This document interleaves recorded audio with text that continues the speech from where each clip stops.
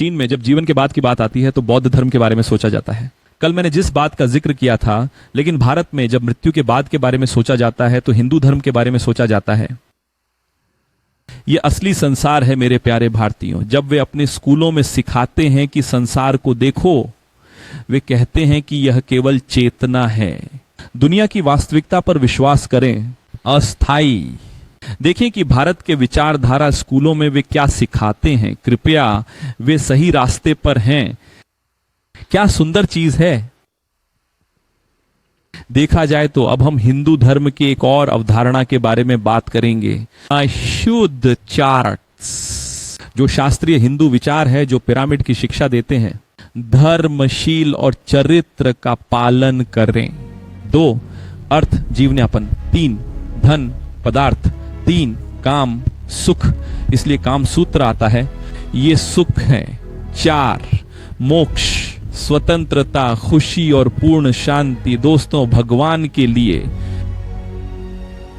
सभी धर्म जो मैं आपको दिखा रहा हूं, भारत या चीन के, उन सभी का डेल्टा में एक अवधारणा है।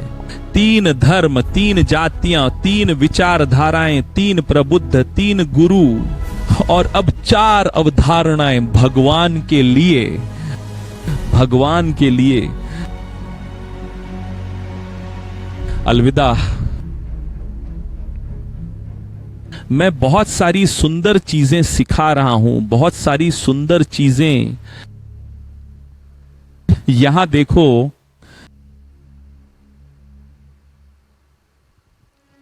देखो कितना सुंदर है भारत के लिए सृजनकर्ता का खुलासा।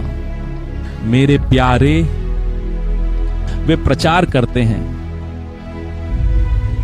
भारत में खालिस एक्स,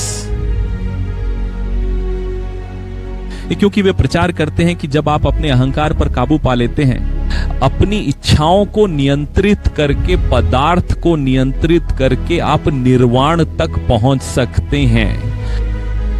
यह एक षटकोण है। देखो, वे कहते हैं अर्डा पर प्रभुत्व हासिल करो,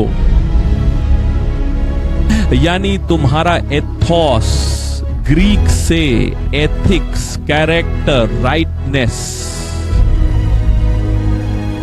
हर्ता और बिस्तर पर अधिकार रखें, क्षमा करें, धर्म के साथ अर्दा और कामा को नियंत्रित करें, जो एथोस है, और मोक्षा प्राप्त करें।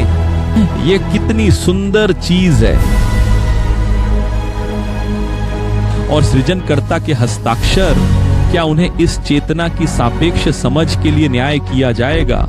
रोमियो 14 में मूल भाषा में भगवान के लिए, पहला है कुरिन्थियों 13।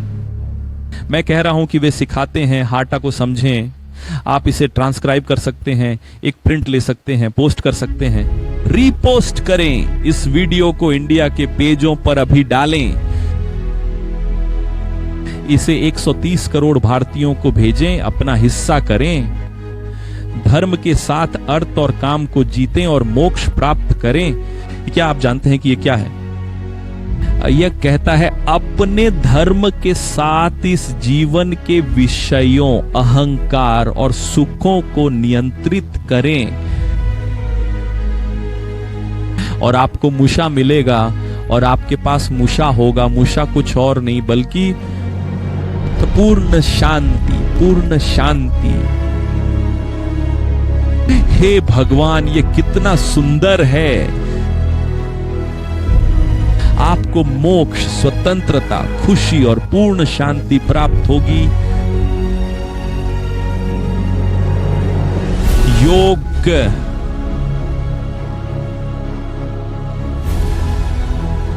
आध्यात्मिक विकास की एक खोज, भौतिकता को छोड़ना। मतलब आप भौतिकता में जीते हैं, योग का अभ्यास करते हैं ताकि ध्यान के दौरान यह आत्म तोड़फोड़ कर सके, सोचते हुए कि यह शांति है, यह आध्यात्मिकता है। जबकि वास्तव में आध्यात्मिकता का मतलब भौतिकता को छोड़ना है और न केवल विस्मृति, वृद्धि और शून्यता के अनुष्ठान। मंत्र भारत की शांति की खोज को प्रकट करते हैं, जो हर मानव का विवेक खोजता है। तो देखिए, मैं खुद अपने शांति और ध्यान पर त्रयी वीडियो में ध्यान सिखाता हूं। प्रार्थना ध्यान है, शांति मौन मेरा वीडियो 3S। ये बिल्कुल सच है। भारत इसमें हमारे लिए एक उदाहरण है। प्रिय भारतीयों, हम आपसे प्यार करते हैं, ये सच है। और आपने दुनिया को यह भलाई ध्यान का विचार दिया, आध्यात्मिक, चाहे हिंदू धर्म हो, बौद्ध धर्म, कन्फ्यूशियसवाद हो, आपने हमें यह सिखाया। लेकिन पश्चिमी लोग ये नहीं कर सकते, क्योंकि वे स्वार्थी, भौतिकवादी, बिना दूसरों से प्यार किए रहते हैं और कुछ मिनट योग करते हैं और सोचते हैं कि वे आंतरिक शांति से ठीक हैं। यह आत्मसबोटाज है। देखो, अगर हम भारत के सभी रीति रिवाजों में मौजूद सभी डेल्टा के बारे में बात करें तो हमें घंटों की जरूरत होगी। लेकिन मैं सिर्फ एक ही बात करूंगा। डेल्टा के मौके पर जन्म, शादी और मृत्यु में धर्म हमेशा जीवन के इन पलों में मौजूद रहते हैं, है या नहीं? संस्कार वहां पुजारी हैं। हिंदू धर्म में जीवन चक्र से संबंधित अनुष्ठानों में अन्नप्राशन शामिल है, जो एक बच्चे द्वारा ठोस भोजन का पहला सेवन है। उपनयन, पानाया, है ना, जो पवित्र धागे की रस्म है जिससे ऊंची जाति के बच्चों को औपचारिक शिक्षा में दीक्षा मिलती है। और शाहेद, जो मृतकों के नाम पर भोज देने का अनुष्ठान है। देखा जाए तो यह एक डेल्टा है। अन्नप्राशन, उपनयनम और शाहद, आप देख रहे हैं, 3 मौकों पर जन्म, विवाह और मृत्यु, 3 धार्मिक अनुष्ठान। अनुष्ठान हमेशा मूर्खतापूर्ण, रहस्यमय, पूरी तरह से बेकार, बिना किसी शक्ति के होते हैं, क्योंकि भगवान हस्तक्षेप नहीं कर सकते, वह न्यायी है। लेकिन सृष्टिकर्ता हस्तक्षेप करता है, हां, उद्धार के लिए, ताकि मनुष्य सत्य को पा सके। वह हाथों में पत्थर लेकर जा सकता है और नेता वहां कॉफी पी रहे हैं। अरे आप लोग नहीं समझते, अरे आप लोग नहीं समझते। जब मैं सापेक्ष सत्य की बात करता हूं, कौन समझ रहा है? इसीलिए मैं कहता हूं, उस सत्य के कारण जो बुद्ध ने प्राप्त किया। 563 ईसा पूर्व में वह पहले ही प्रेम के बारे में बात कर रहे थे। मरने से पहले वह 80 वर्ष की आयु में 483 ईसा पूर्व में मर गया। वह एक राजकुमार था, क्या आप जानते हैं? देखिए, बुद्ध एक राजकुमार थे, मैंने पहले ही इसके बारे में बात की है। लेकिन इस तरह नहीं।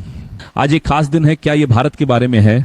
दक्षिण नेपाल के एक क्षेत्र से जिसने सिंहासन त्याग दिया और मानव पीड़ा के कारणों के उन्मूलन की खोज को समर्पित कर दिया। लिखो, बुद्ध के पिता एक शक्तिशाली राजा थे।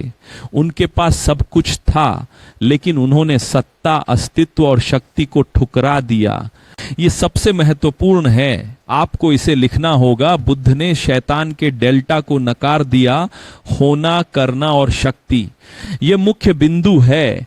आपकी मां एक रानी लुम्बिनी के रास्ते में जन्म दी, एक बगीचे में, एक मजबूत पेड़ के नीचे। क्यों?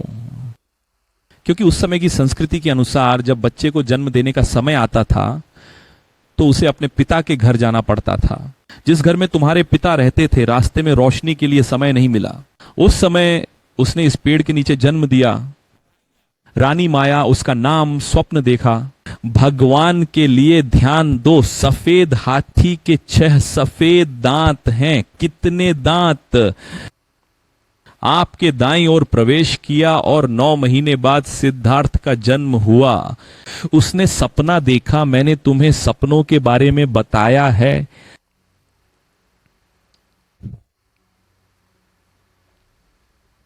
छह सफेद कैदियों ने उसके दाहिने तरफ प्रवेश किया। तुम देख रहे हो या नहीं? यह हेक्साग्राम दाहिने में प्रवेश कर रहा है। कल मैंने तुम्हें क्या सिखाया था? चीन की सबसे पुरानी किताब एक रहस्योद्घाटन है। समुद्र से उभरते हुए ड्रैगन का एक रहस्योद्घाटन जल से 66 हेक्साग्राम के साथ। कितना अद्भुत है ना? तुम नहीं देख रहे क्या यह एक ही व्यक्ति के बारे में बात कर रहा है जो अलग अलग समय में प्रत्येक संस्कृति के लिए वही बातें प्रकट कर रहा है? 29 साल की उम्र में बुद्ध अपने महल से निकले, हर तरीके से सच की खोज की। उसी उम्र में जब यीशु एक दिन में एक पत्ता खाकर उपवास करते थे, वह बहुत पतले हो गए थे। उससे लगा कि उसकी रणनीति ज्यादा थी।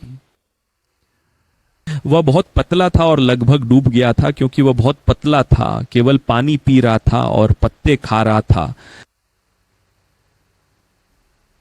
इमेजिन करो, वह एक पेड़ के नीचे बैठ गए, बोधगया में बोधि वृक्ष, और कभी नहीं उठने की कसम खाई, सच का पता नहीं चलने तक। यही आपके साथ हुआ और आप यहां एक्स में पहुंचे। आप बकरी के पेड़ के नीचे बैठे थे और कहा कि मैं तब तक यहां से नहीं हटूंगा जब तक कि मुझे सच्चाई नहीं मिल जाती। क्या यही तुम्हारे साथ नहीं हुआ?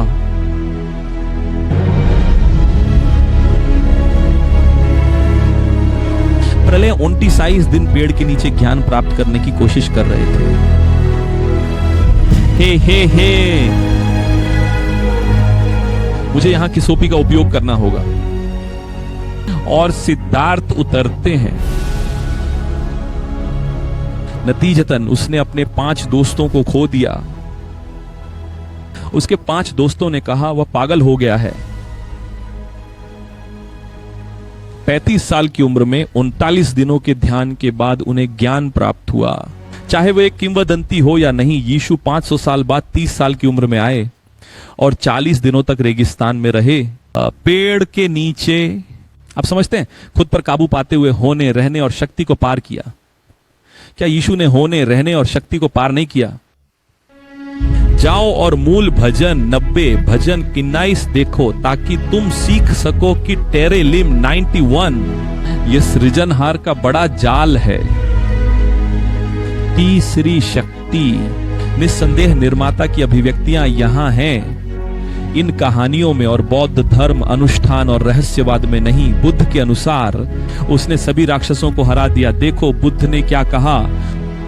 उन्होंने कहा, मैंने सभी राक्षसों को हरा दिया, लेकिन मुझे इसके लिए सब कुछ खोना पड़ा। अज्ञानता, ईर्ष्या, गर्व और घृणा के राक्षस को पता है क्यों?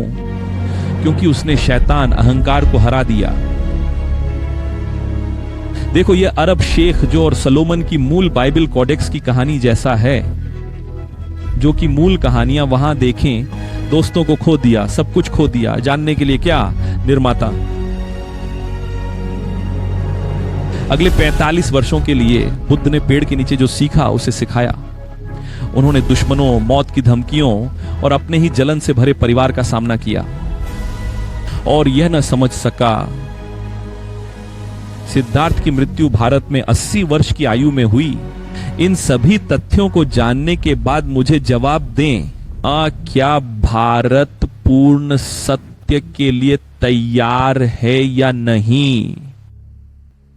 कमल के फूल पर 3 सिर वाले त्रिभुज, शिव, ब्रह्मा, विष्णु,